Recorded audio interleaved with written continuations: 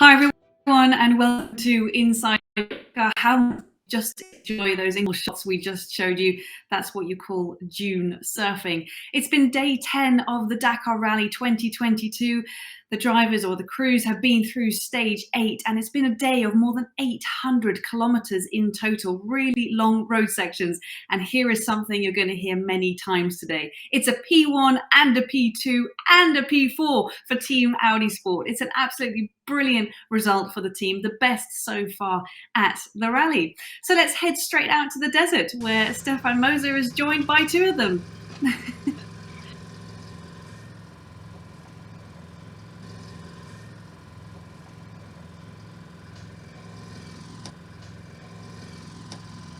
Yeah, this is a crazy day, and we can not only present the 1, 2, 4 day, we also present the first open air service of the season 22 and air service of the season 22, and that's not because it's too hot. That's not because it's too hot or something like that. The reason is very simple. The truck is still on the way back to the bivouac. We have a long distance today, around 720 kilometers for the trucks, and they started very early in the morning, but we still struggled. We are waiting for the truck, but the people have a lot of things to do tonight, so they start working behind. And now we have two of our heroes beside me. Carlos become fourth place today with 3 seconds behind Sebastian Loeb, but the real hammer with 2 punches. Could you explain a little bit? With 2 punches. Could you explain a little bit? No, well, of course, first of all, it was a great stage for Audi, first victory for Matthias, second position for Stefan, and I was so close to have the full podium, but well, personally, everything was going well. Today we didn't have any problem of navigation and nothing with the car, but unfortunately I have 2 punches, I have to stop and lost some time. Just missing 3 seconds for a total podium of Audi, so it's really a shame. A co-driver told me today, must be a co-driver from your car. He told me the old man is on fire. No, I think we were with Stefan doing good stage, good speed. We have been quite together the whole race actually, and today we were together a little bit. I think we both were pushing really hard, and he was a little bit unlucky at the end with the one small error of navigation, and obviously myself with the punches. But I must say I feel happy with the car. I feel today was a proper Dakar stage. For me, the first really proper Dakar stage. A little bit yesterday, but today was super complete stage and no problems, and that is good news for us. Normally I start with the question from our users at the end of the show, but today I have to ask you, can you tell something about the tires? They look undestroyable. The tire? Looks undestroyable. What do you mean? They asked, the tires look undestroyable. Yeah. Because when we lost it, yeah, unfortunately, it can jump 20 meters and it doesn't puncture, but today, unfortunately, it was this kind of slow punches. Sometimes we are suffering. That is difficult to understand, difficult to know. I'm sure we will keep working with Gerd Goodrich to improve that. Okay, thanks, Carlos.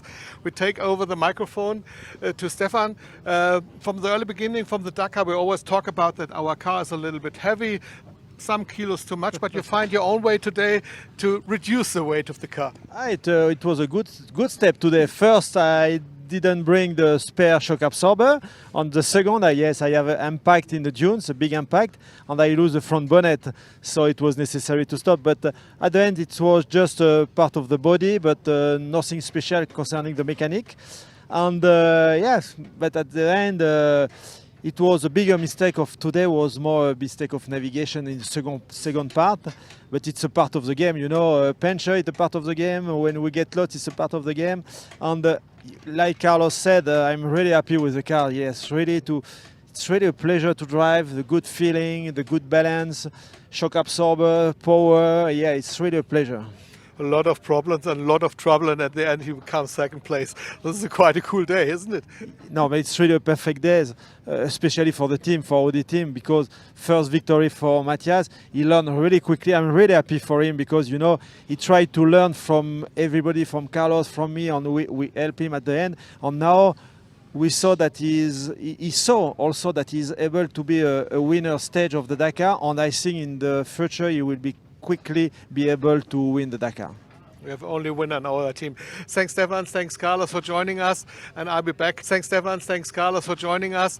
And I'll be back with the winner of today's stage with Matthias in a short moment. Yes, we will be back with you shortly. And like I mentioned at the beginning, a big day out there, more than 800 kilometers in total. So let's have a closer look at the route.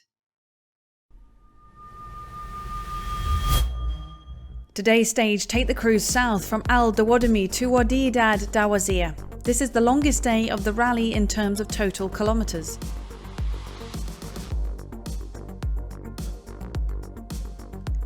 It's a total of 828 kilometres today, 394 of them count as the special stage. The crews will also stay in this bivouac location until Wednesday.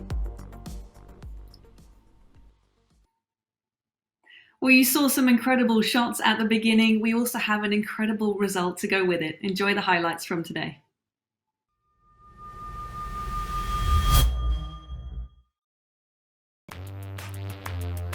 What a day to kick off a new week of the Dakar Rally 2022.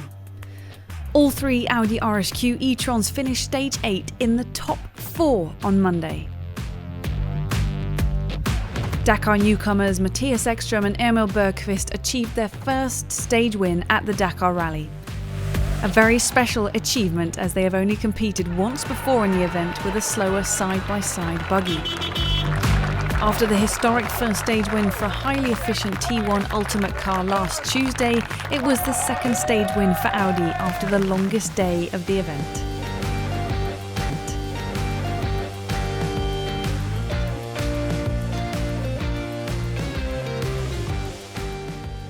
It's a fantastic feeling, and it's more than a year ago when they asked if I would like to join, and all the build-up, the preparation.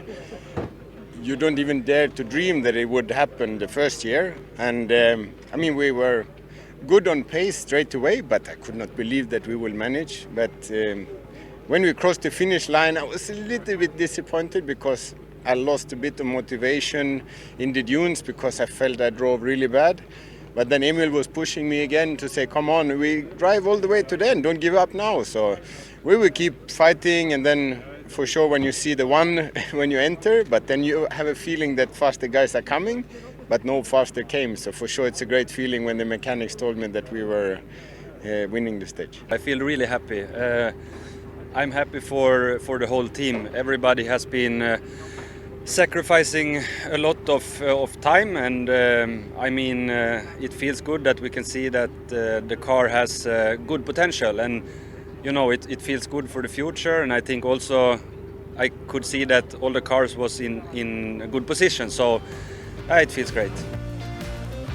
Stefan Peter-Hansel and Edouard Boulanger made it a 1-2 for Team Audi Sport, despite destroying the bonnet of their Audi RSQ e-tron in the dunes and getting lost at the end of the stage. That it's not a perfect day, but we finished second. It's a good result for the team. For sure, it was possible to win today.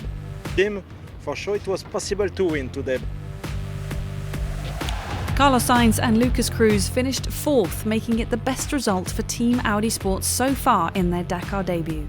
Audi was a great result, first, second and 4. We missed the 3rd position by 3 seconds.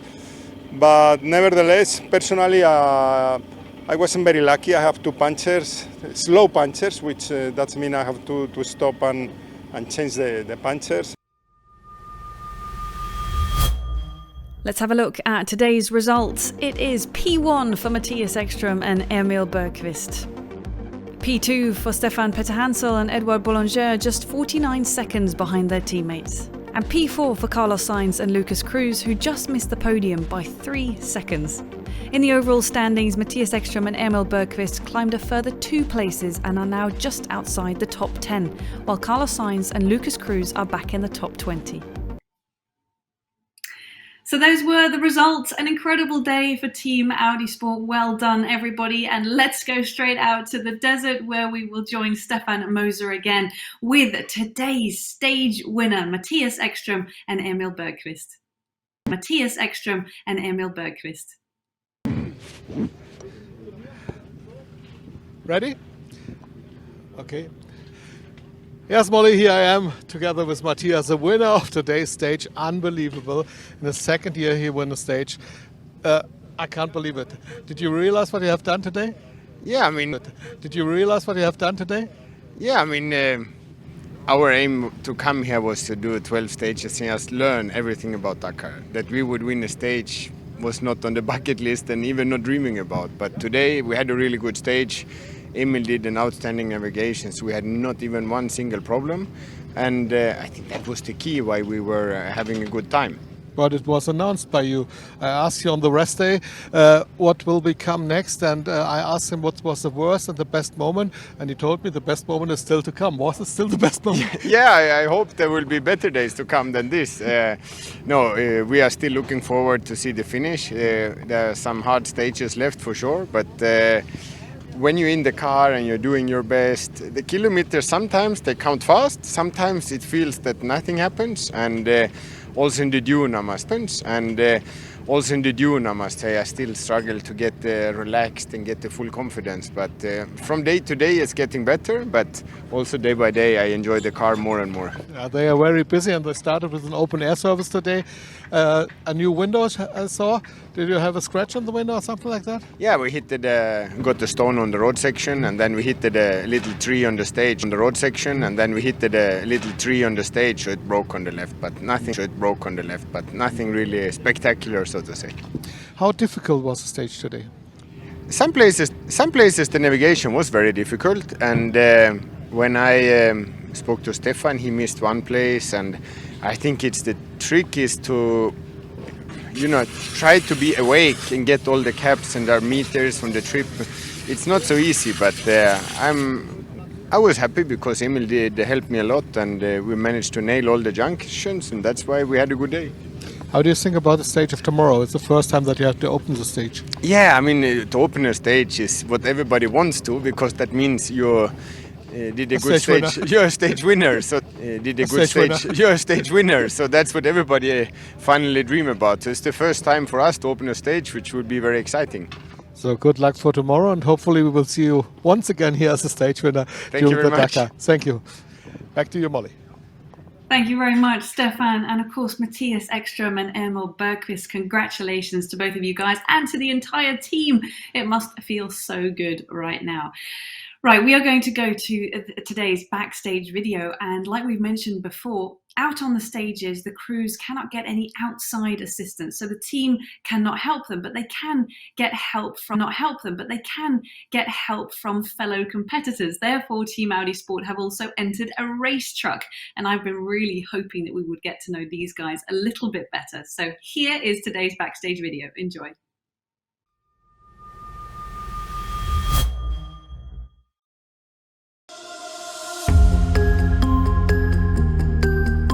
I am Baumann Michi and I am the driver of this truck. Hi, I'm Lukas Baumann Michi and I am the driver of this truck. Hi, I'm Lukas Raschendorfer and I'm high voltage and system specialist for the RSQ e-tron. Hello, I am Philipp Bayer and I am the navigator from the race truck.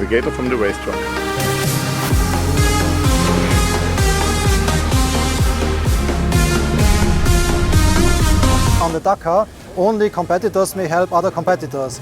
So in case a car breaks down, the team cannot come and repair it so that it stays in the race. Other competitors have to do it, and this is us.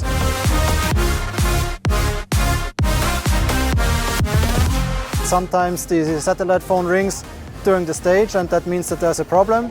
And then we get told that which part of the stage, at which kilometer mark one of our cars is standing. We are packing a lot of stuff. We are packing a whole drive unit. We are packing suspension parts, obviously, because these are most prone to breaking in off-road rally. But we also have a lot of special tools and also a computer so that we can do diagnosis on the car. If the problem is in principle fixable, we can do it.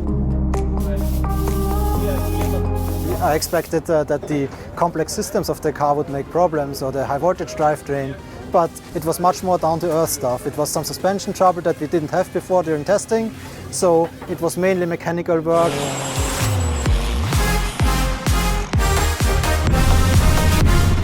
Of course, it's very, very harsh on the body. We are between 8 and 12 hours in the truck every day, and sometimes you really wish for the stage to end and to go home, but I like it a lot. I mean, I'm more of a keyboard warrior normally. I do development work, and now I'm right at the front in the stage, and for a motorsport fan like myself, that's a dream coming true, to compete in one of the great races of the world.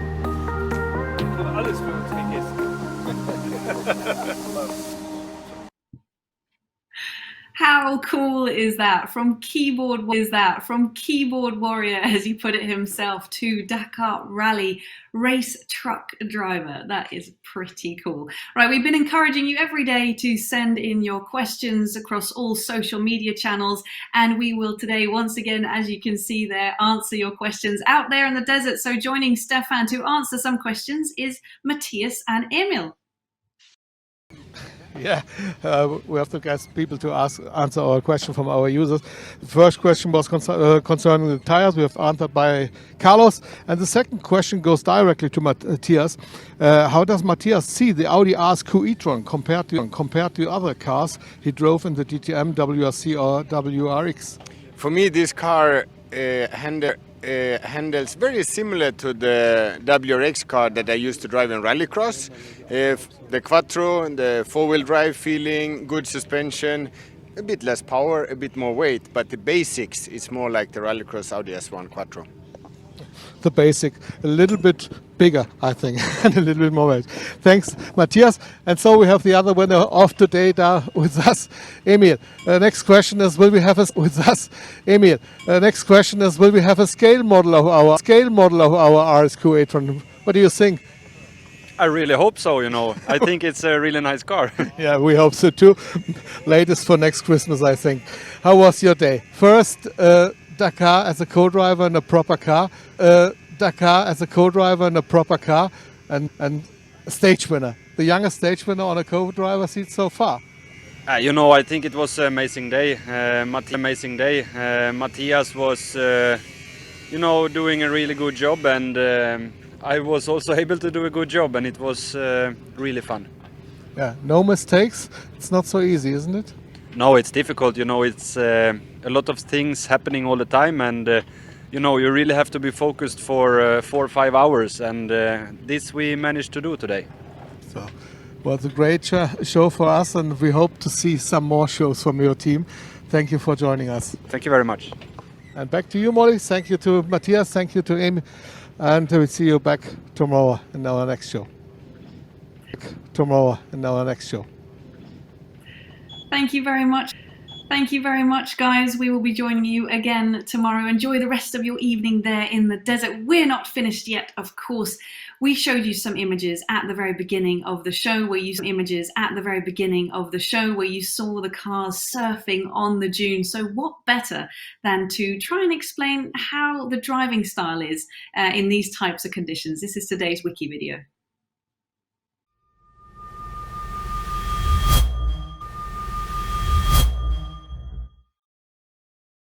At the Dakar Rally, the drivers and their co-drivers need to have some very special driving skills. Let's have a look at what this entails. Orientation on the stage is key. The tracks of other competitors can guide you, but can also cause confusion about direction when they cross. You also have to cope with difficult visibility in the sunshine. Always look for the shortest line, but keep looking ahead to make sure that it's safe. When we talk about sand, we mainly think about the big dunes in Saudi Arabia. How do you approach one of these giants? Here are some tips.